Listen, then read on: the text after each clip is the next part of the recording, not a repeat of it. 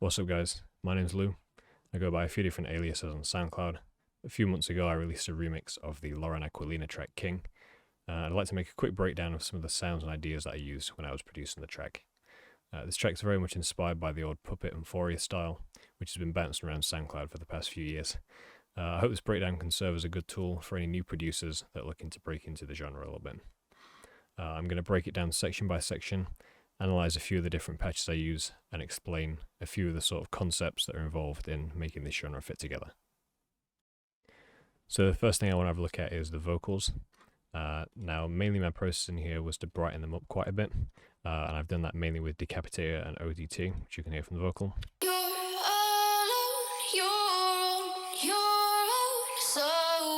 It's really crisped it up a little bit. It breaks up a little bit in the louder sections, mainly due to Decapitator. But OTT is a really good tool for making things stick out of a mix, in my opinion. So I blast a lot of things with OTT. There's Valhalla Shimmer at the end, which is the reverb choice for most of these vocals, but that really is as far as the vocal processing goes. There's a few more slightly high-pass sections towards the end of phrases, which I use here.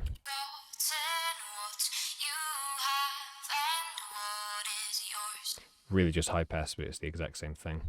And there's also a few vocal chops which I use, which are formant shifted a little bit with Alter Boy, and similarly saturated with Decapitator, and sort of brought out with OTT.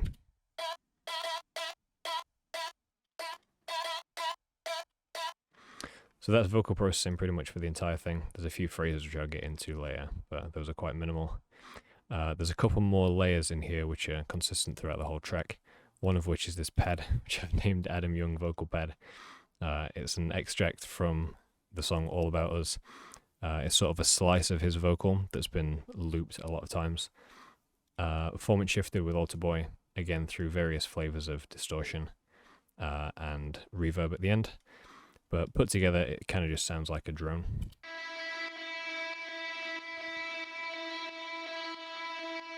It's a good consistent layer that you can use in a lot of atmospheres. A lot of people use a similar technique as well. I've also combined that with a sort of single note of me playing guitar that's been through some guitar amp processing.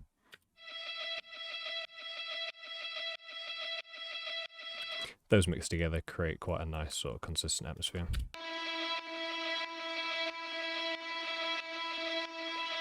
Which blends into the back of the track in a lot of places, but it's good to sort of fill things out like that, in my opinion. We've got this very simple saw bass.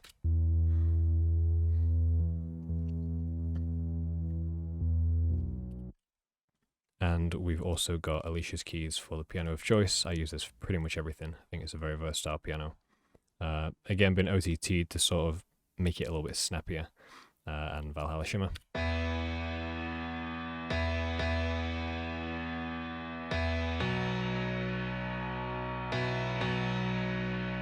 Just following the main chords of the track. I've expanded them a little bit to give them a little bit more weight, but it's similar voicings to what Lauren uses in the original. The rhythm of this has slightly changed as well, mainly just to accommodate for the bounciness of the drums which come in. And on top of that, I've got this Oliver percussion loop at the top, which is again quite consistent throughout the rest of the track. This sort of leads in quite nicely to verse 1, which I'll encompass in the same section. I'll play a little extract of this.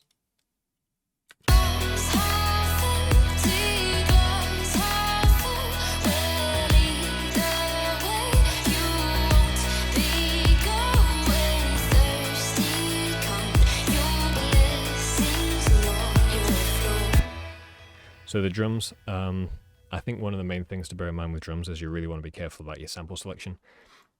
It took me a while to find samples I actually liked for this, but I think it's worth the effort early on in the project file rather than coming back to it later and having to change all your samples.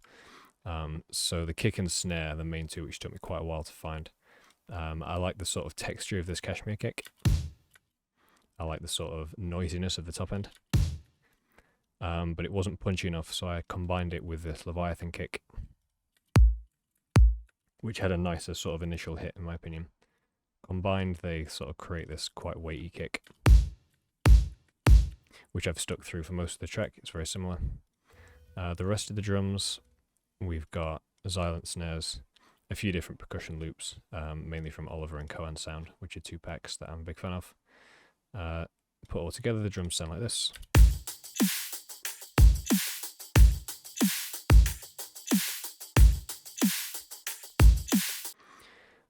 And on top of that, we've got a bass that joins the mix, which is somewhere down here. That would be this one.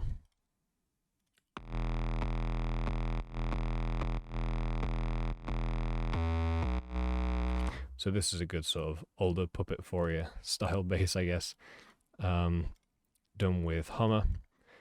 It has a pitch envelope on the start of it, which you can do with pretty much every synth, but Hummer sounded nice to me.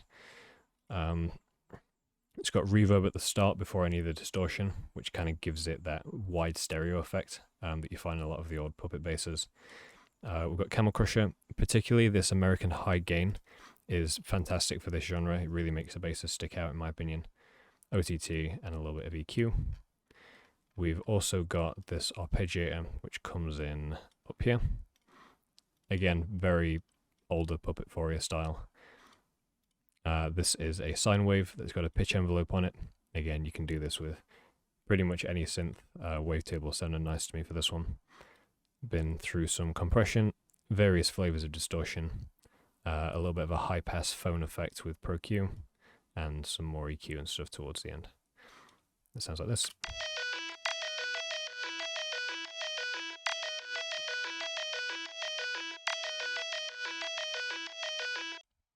So onto the first build-up, one of the main basses gets introduced, which is this sort of plucky puppet bass. It's the exact same patch as before, but the filters come up a little bit, and I'm using a lot shorter MIDI notes. It's a lot more percussive. So this is quite reminiscent of like old slap bass, or I guess like percussive strumming and guitar, for example. But you can use these short MIDI notes to create a sort of click rather than an actual note, and that's quite common in this genre, so if you give that a play.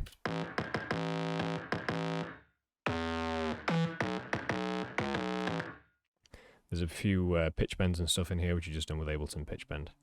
But that sound carries across quite a lot, and I've used that in a lot of other places. We've got these sort of 2 atmosphere layers, which come in intermittently also.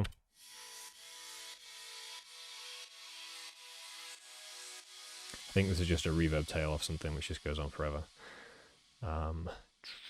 Same vocals as before. We have also got this Siren Tones layer. I absolutely love this Siren Tones pack. I use this in pretty much everything as another atmosphere layer. I pick notes which correspond to the chords of the track, and then just pick the corresponding siren tone.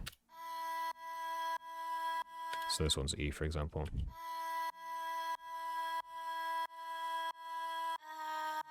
And then change the notes appropriately for the chords. A good way to add atmosphere, in my opinion, just reverb the hell out of it, and you get some pretty nice atmosphere from that. Same guitar tail as before.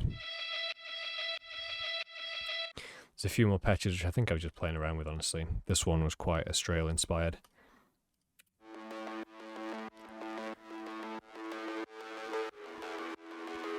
Arpeggiator going up on 16ths. We've got a sine wave that's just been through various flavors of distortion. Saturation knob creates these more sort of lo-fi-esque distortions, in my opinion.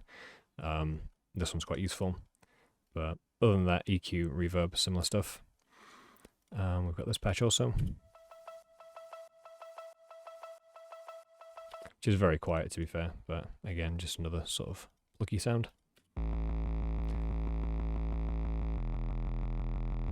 Another bass to complement the older one, a little bit more legato just to keep the overall movement going. It's good to layer a few of these different basses, in my opinion. Obviously the main one is the percussive one, but this sort of fills out the background so that things don't get too empty, particularly in a build-up. We've got this ARP also, which is the same as we used before. I believe the filter's just opened up a little bit more. Piano chords change a little bit. The voicings get a little bit more open. I've split the chord apart quite a bit. Has a bit more of a dramatic sort of 7 linesy effect.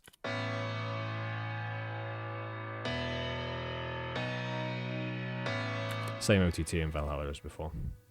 Now there's quite a few sweeps and stuff which happen here. You undo these quite tastefully. I find it quite difficult to craft build-ups and sweeps, honestly. But general principle is building up snares, building up kicks, slowly tapering off the low end, slowly removing some of the low end, so that when the drop hits, the low end all comes back in, and it sounds nice and full. So you'll find a lot of automation in here to do with cutting the low end off. Cashmere sweeps, a few different fuller effects. Important to keep them quiet in the background so people can't really tell, but in there nonetheless. Same percussion loops as before, and with that we go on to the drop. Okay, so moving on to the drop, and the first sound of importance here is this puppet bass.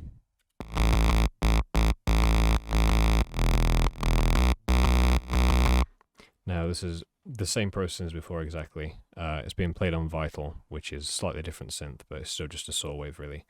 I wanted to make this one a little bit more rattly, with auto pan and tremolator.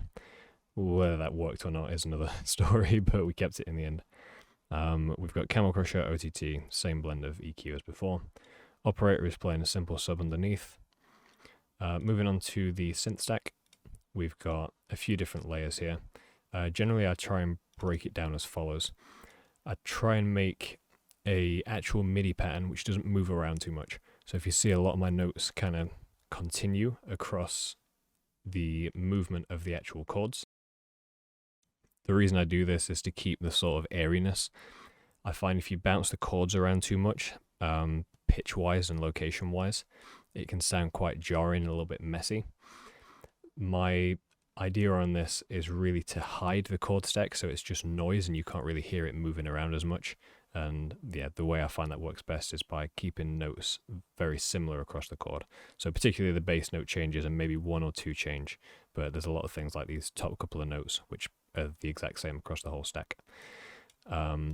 Now, I would generally recommend making one in a certain synth, so for example Spire.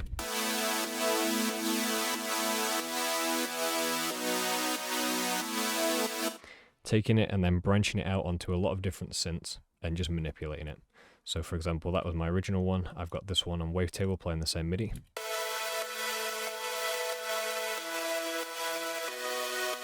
This one's very Elenium inspired. It's a lot more crunchy. You see it's running isotope trash. We've got a saw wave, and it's a lot more high pass. Like I've cut out a lot of the low mids. We've got this Serum one.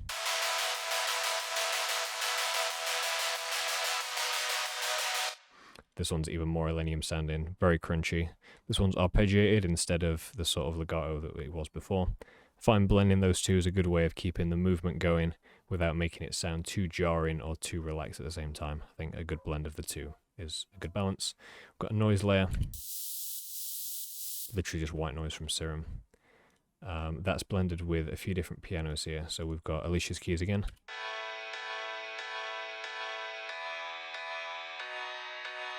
These piano layers over the top of the chords really emphasize the 4 on the floor nature of the track, in my opinion. You find this a lot in similar tracks as well. We've also got this contact patch, which is just the same on a different octave.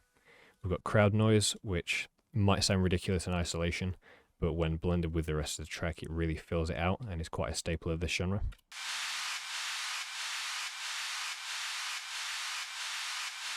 Really just been used to fill stuff out, but in context it adds a lot of weight.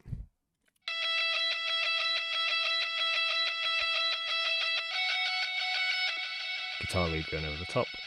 So these blended together sound quite big, if I solo these.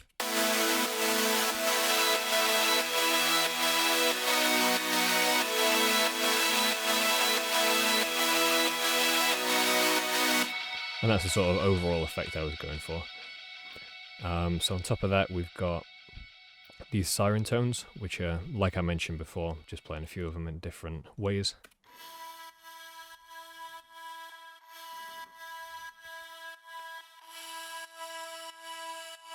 Just nice and wide or whatever.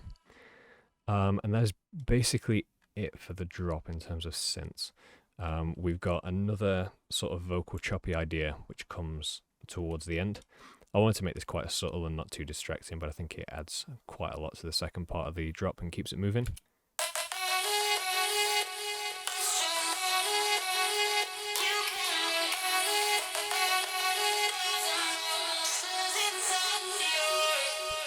Not very noticeable on its own, but blends in quite nice, I think, and adds to the second part of the drop. We've also got some slightly different drums here. this ARP is the exact same as before.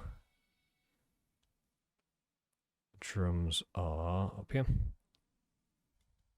If I solo these.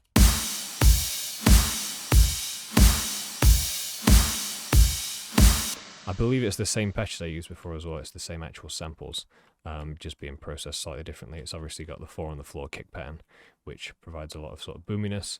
We've got a lot of crashes to fill out the floatiness of the drop as well, should I say. We've got a lot of them actually.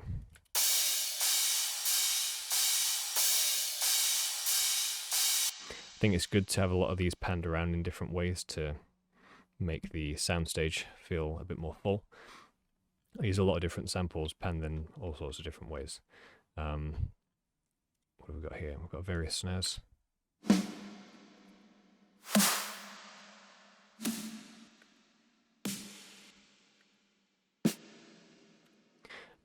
This snare took me quite a while actually. As you can see, it's like an amalgamation of a lot of different snares. Some of them have got this tail on it.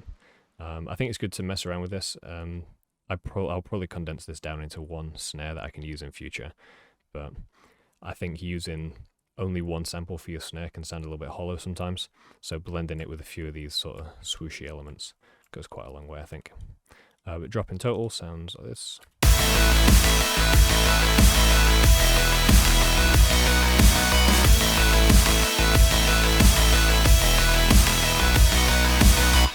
So you hear a lot of the individual elements that we've just discussed kind of blend in to the whole bigger picture, I guess, which I think is the point of these drops, and I think that's what makes this genre so cool. So moving on to verse 2. So verse 2 is probably my favourite part of this track, mainly because it's where the whole idea for the track came from. I was playing around with this bass sound and came up with this riff, which ended up being verse 2 of this track. Now it's very percussive, it's very pitch bendy again. I'll just give you a little sample.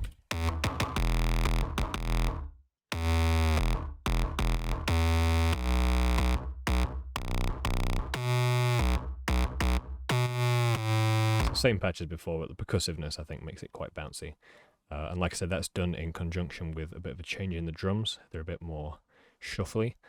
A lot of that is due to this rim that comes in. If I can find it, I believe it's this one. Yeah.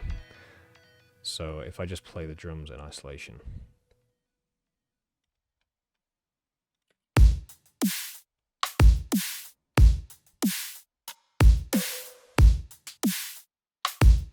So this rim adds quite a lot and makes it quite shuffly in my opinion, and it adds to the percussiveness and like bounciness of the second verse. There's a few other extra percussive goodies in here. I found this one quite interesting. Experimenting with a lot of these different obscure percussion samples goes a long way in my opinion. It sets the track apart a little bit, I think. There's a few different snare sweeps and stuff in here as well, but it all is done to increase the percussiveness, I guess, of this section. Vocals are very similar. The shaker loops are still very similar. The rest of it is basically the exact same as verse 1, but those are the two main changes in that one. Okay, so the second build-up is very similar to the start. In fact, it's almost identical, I believe. The main difference is this second section is a little bit more rapid.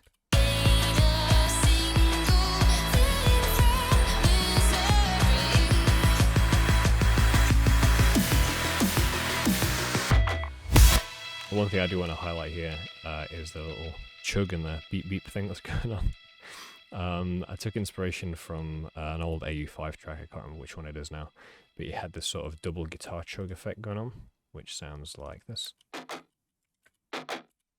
And that's being used at the same time as this little beep, which is the exact same patch as the ARP, just played in one note. And it's got this little sweep into it as well. These little this is like a tail of a kick drum that's just been flipped around. I use it quite a lot to sweep into things when I feel like things don't blend together very well.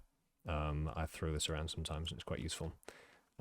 That's a good way of sort of slicing this part up before the final drop, I guess. There's also a few sub drops which are going on here, which are these two. Again, quite subtle, but I think it sounded quite empty without them. And then this is a sort of sub drop, but in the opposite direction to pull in this final drop. It's worth messing around with a lot of these things, I think. I found that a lot of my transitions were quite sharp and they didn't blend together too well before I started doing this, but a good combination of sub drops and capturing the sweep between different sections goes a long way, I think. Obviously that takes us into the final drop, which I will go over now. So I wanted this final drop to be very 4 on the floor, not as choppy as the last one. I wanted the first one to be a bit more bouncy, and I wanted the second one to be really like just a good finale to the track.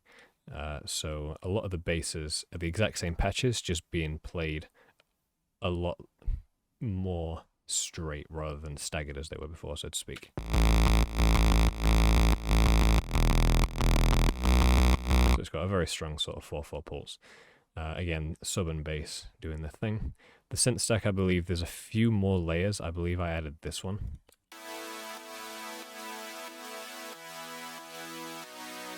With the intention of just making it sound a little bit bigger. It didn't need to change too much in texture, I guess, but another extra layer, just to differentiate it slightly.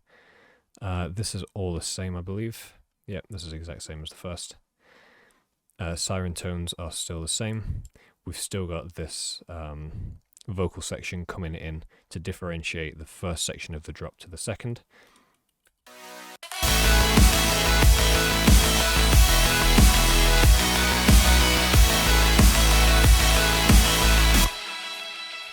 Now where this drop really changes is in the second half, where it drops this sort of halftime feel. And I brought this in by doing this sort of snare kick pattern, which you hear in this little section. I thought that was a good way of slowing it down slightly to accommodate the halftime feel that we then drop into. Vocals are exactly the same, but there's two things that change here. The drums turn into this sort of Porter Robinson inspired halftime big splashy thing. So I'll solo those.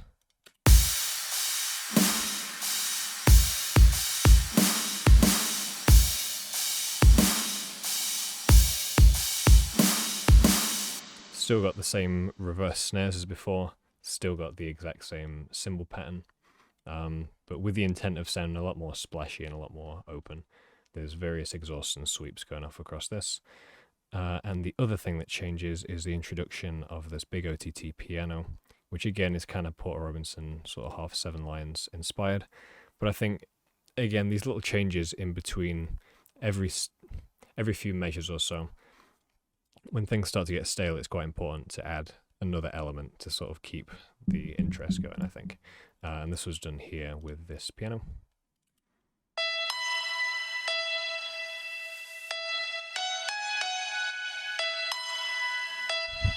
Bit of a nod to language there, but then following the melody of the vocals.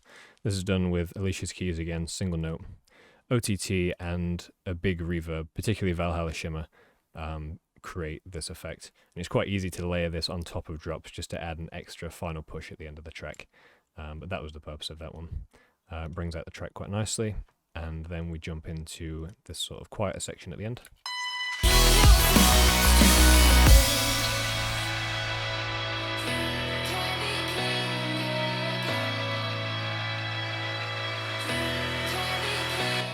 Notice the guitar from earlier comes in also. It's important not to make these things too empty, I don't think. Like, don't take things away straight away. Keep things going for a little bit and then slowly taper them off. So my atmosphere layers are still going on, just while the vocal of the track closes out. And then to round it off, I wasn't really sure how to round it off, to be perfectly honest. I struggled with this outro for quite a while, but I settled on having this sort of glitch into atmosphere transition, which in my head sort of pulled it out of the track and like back into reality, I guess. So this was done by a few different glitches which I found off Splice.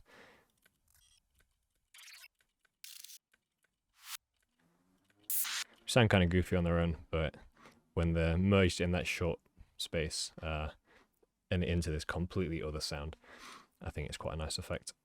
So playing that in total.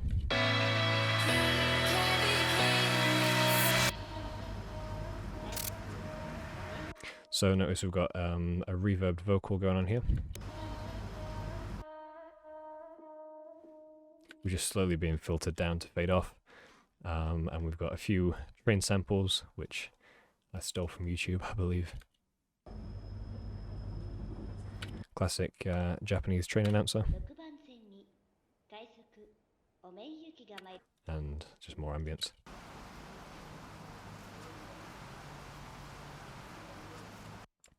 But outros of a track go quite a long way to me, and I thought this was quite a nice way of rounding this one off. So in total, sounds like this.